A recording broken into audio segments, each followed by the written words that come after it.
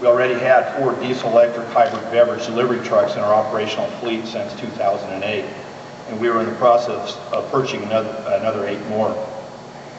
When the medium-duty Eaton hybrid transmission first became available as an option, we scratched our heads really hard while assessing whether this technology and extra expense would make sense for us.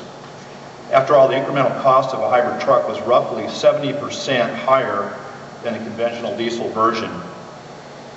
Even when the fuel savings and all of the other projected maintenance efficiencies were considered, we were still looking at a return on our investment of nearly 14 years. This, as any fleet managers can tell you, is an untenable purchasing strategy in the long run, since the replacement life cycles of most of the fleets represented on this stage are significantly less than that.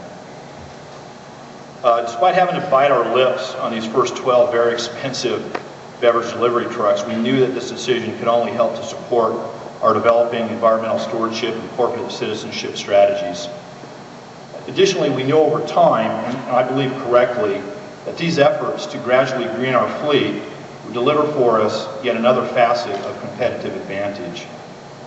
So when we were first approached by our Daimler dealer principal, Los Angeles Freightliner, and environmental consultants Gladstein, Neandros, and Associates, with the opportunity to pursue federal grant monies that would fully offset this higher incremental cost, needless to say, we were quite interested. Now, being the skeptic that I am, I naturally resisted and challenged all the talk about getting free money. You know what they say about things that appear too good to be true. I suppose it felt more like a hard sell for a lovely timeshare down in Baja when I finally sat down with G&A.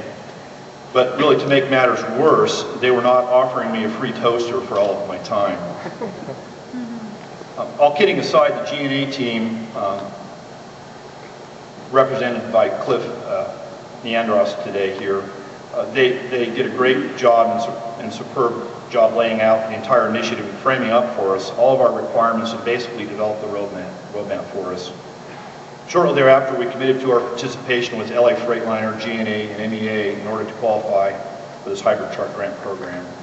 The Deer Park box truck you see here is one of the first 2 that we purchased under the MEA funding grant in 2010.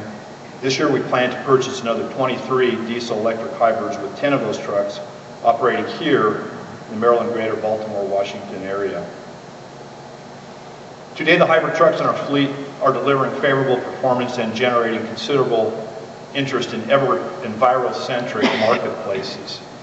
Every fleet must introduce vehicles that are fully functional and generally cannot afford to experiment with newfangled technologies. However, for Nestle Waters, the Daimler truck hybrids have been just that, route-ready and fully mission-capable. Extended brake wear, and anticipate fewer heat-related wear issues since the diesel motor simply does not have to work as hard. Many of our key or prestige accounts have asked us what we are doing to make the world a cleaner place. In addition to articulating to them our corporate citizenship and environmental strategies, offering to deliver our product to them in a hybrid truck may soon be the competitive advantage that makes the difference between us sealing the account or not. For example, at the Disneyland Resort in Anaheim, California, when we were asked what can Arrowhead do, we responded by specially designing a Freightliner hybrid to service our accounts there. It had to be able to drive underneath the monorail tracks to access many of the venues inside of the park.